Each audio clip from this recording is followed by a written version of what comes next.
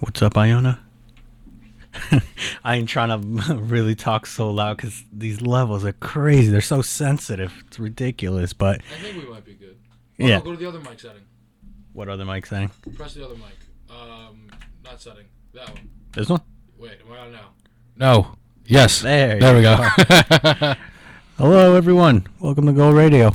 Yeah, what's going on, everybody? How we doing? How we living? Who's loving life? Come on now. Everyone's loving life. Well, a lot of good soccer stuff going on. A lot of great soccer stuff, actually.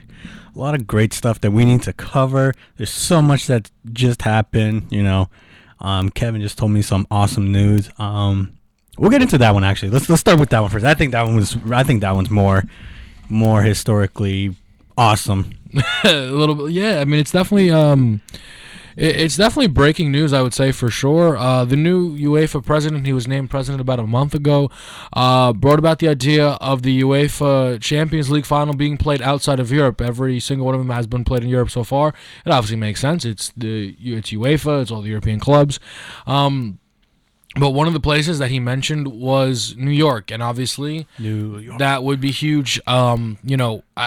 We would be extremely excited about that. I was texting a buddy of mine. He was like, and he just wrote, "Take my money." My money. Exactly. I mean, how do you turn down an opportunity like that? It's not very often that the top clubs in the world play here, and when they do, they're not always putting forth their best sides because rarely are they playing a game of any importance, let alone the significance that is a Champions League final.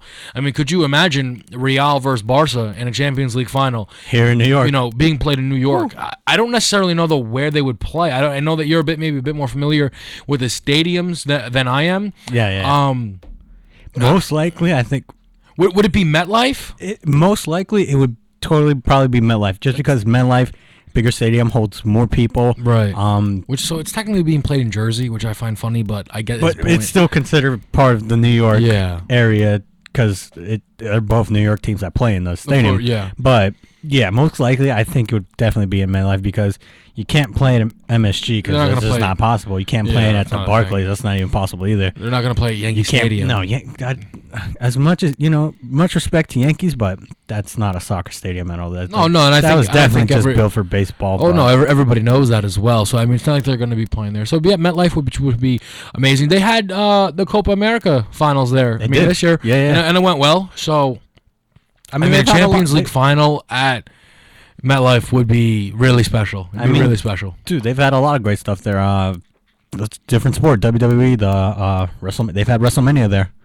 I mean, yeah, there's tons of stuff that you can put there. Literally, like huge. So. MetLife would be, I would support it. I would hopefully be, if they do come to MetLife, hoping. Well, who knows? Those tickets would probably be super expensive because it'll be the first ever to be, to come into, to America itself. But then, let alone, the teams, and then it's like UEFA. It's so crazy. It's going to be so much money. I know it for sure.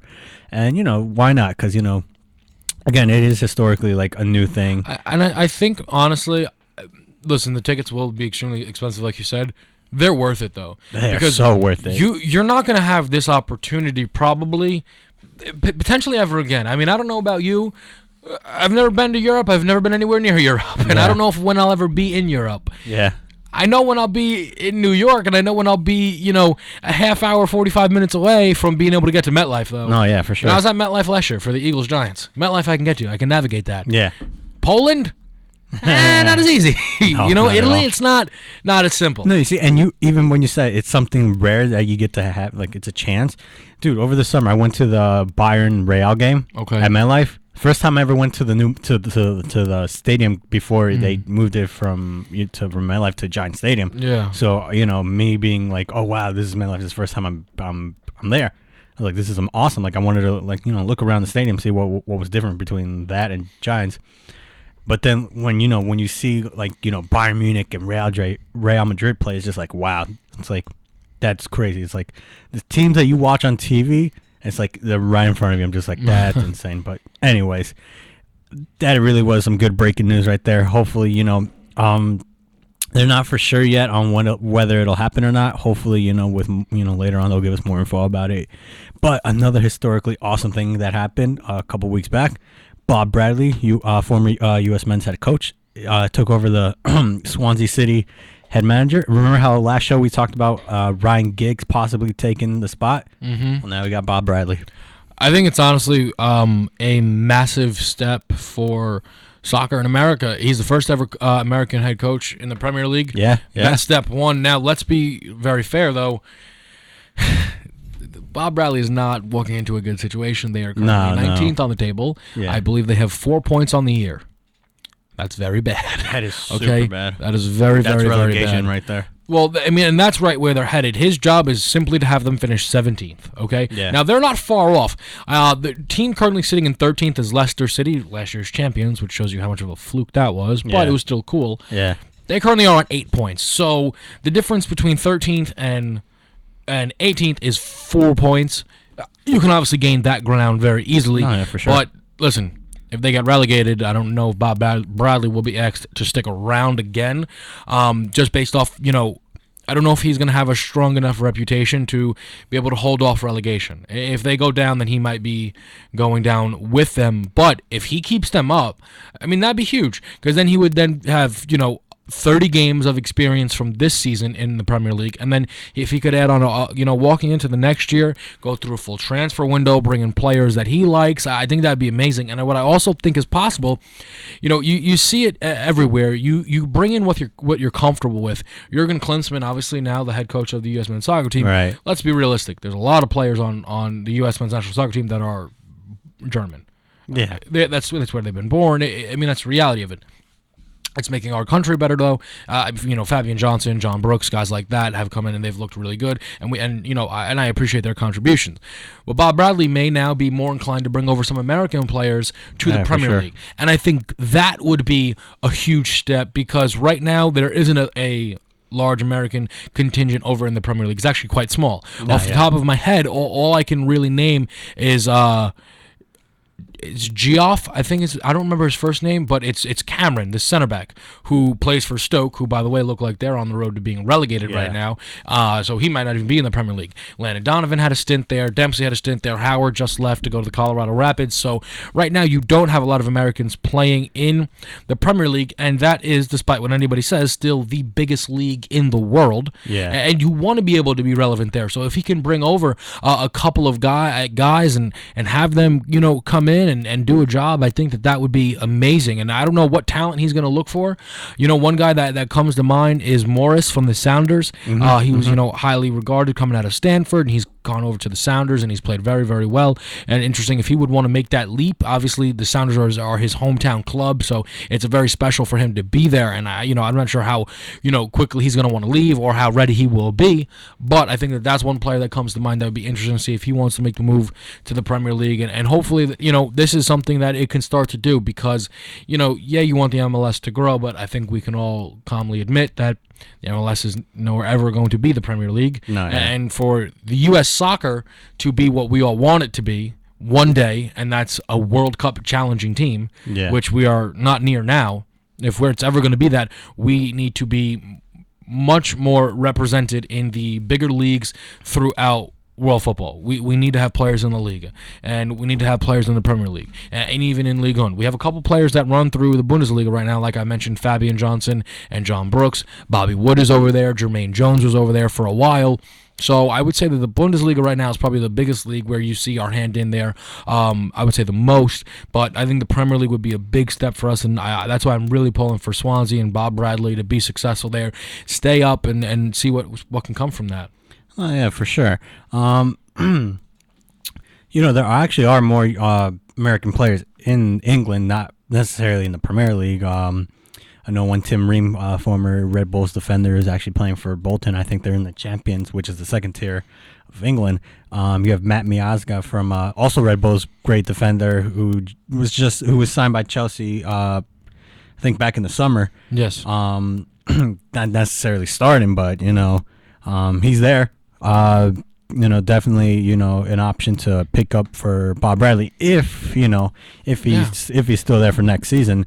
Matt Miazga definitely, helped out the Red Bulls, last season with the Supporter Shield. Yeah, and if I'm not mistaken, Miyazaga, I want to say that Miyazaga actually came over in the winter transfer window, and he's currently out on loan because Chelsea sent out about 300 players on loan. Yeah.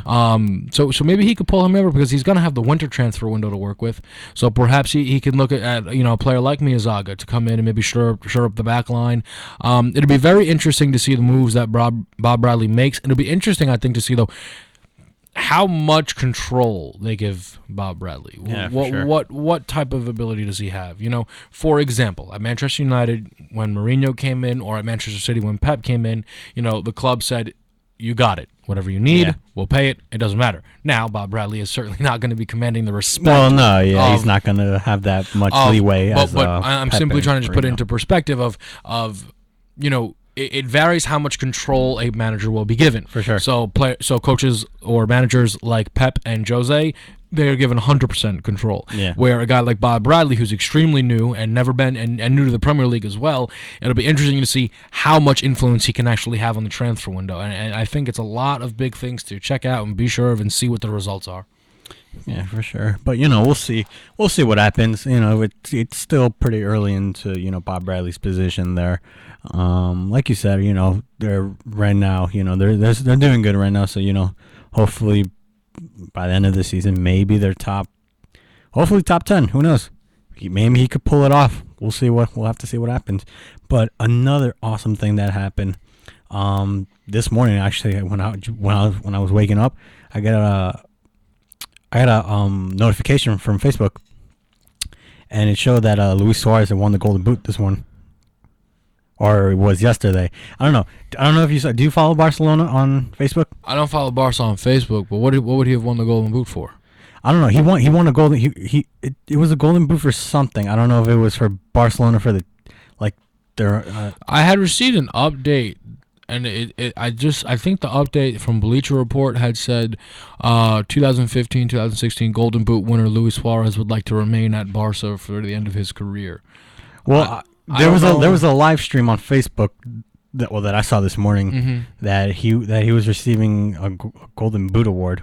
I'm not sure for what exactly. I really wasn't like. I'm not positive. I mean, if I'm not mistaken, off the top of my head, I believe he won the Golden Boot last year for La Liga.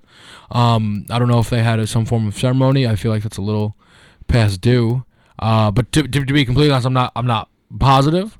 But I will say I know I did get the update that Suarez is looking to stay at Barca for the remainder of his career, and I think that's a very big point of note because the trio up top, MSN.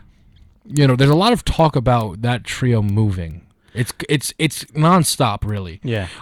Everybody wants Messi to go to the Premier League, for him to do it on a cold night in Stoke. They just want to see what could possibly happen if Messi ever moved. And Pep is talking about, it'd be great to see if Messi were to try something new, but still be able to finish his career at Barcelona. That would be, extremely interesting.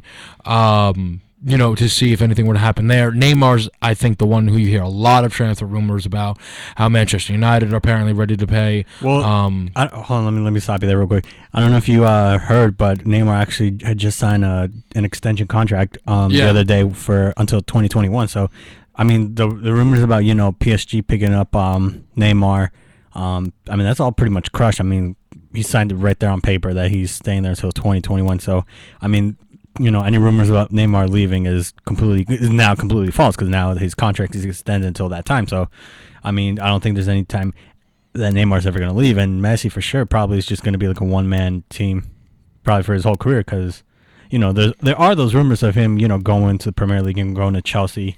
Yeah, I mean, a lot of people would like to see that. I think, there's probably a shout, too, for him maybe to go back to Argentina. Maybe as his career would dwindle down, I think that's possible. Neymar, to me, though, is the one that you're going to hear about. I don't care what his contract extension looks like, though, because every single window, every single one, United and PSG will be offering more and more and more and more money for Neymar. There seems to be a strong belief by tons, and I think it's a very fair belief, that when Ronaldo and Messi stop going back and forth with these Ballon d'Ors, as they so happily love to do, Messi won it last year, Ronaldo's gonna win it this year. It's literally over too. Like if anybody's unaware, like Ronaldo got got Euros and he won Champions League. Yeah, it's over. He's gonna win the Ballon d'Or this year. There's nothing to talk about. There's a belief, though, that it will be Neymar's quite easily and clearly once those two stop this whole my turn, your turn thing. You know, I've spoke about on this show before the importance of finishing third in the Ballon d'Or. That is an award in itself because the other two have been 1-2 every year, I think, since Kaká won it in, I want to say, 07 or 06. 07, yeah, something like that. So, you know, it's been a long time since anybody's ever been in the top two, let alone, you know, someone else had won this thing. So I think that is something to keep your eyes on. And then there's obviously these talks about, you know, Luis Suarez and if he's ever going to make the move back to Liverpool. Let's not forget, too, there's constant talks that Barcelona has financial problems. Yeah. Everybody says they can't afford the three of them. You know, there's just, you know, the tax fraud problems and transfer bans. Who knows? Yeah. Who knows? If I had to put my money on one of them leaving,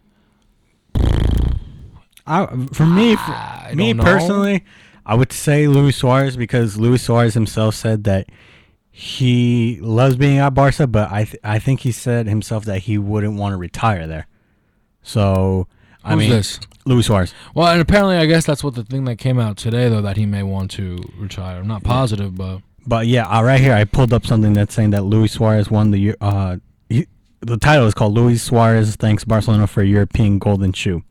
Mm-hmm. So yeah, literally, the article came out 45 minutes ago from the what is this? The Indian Express. I'm not sure how reliable they are.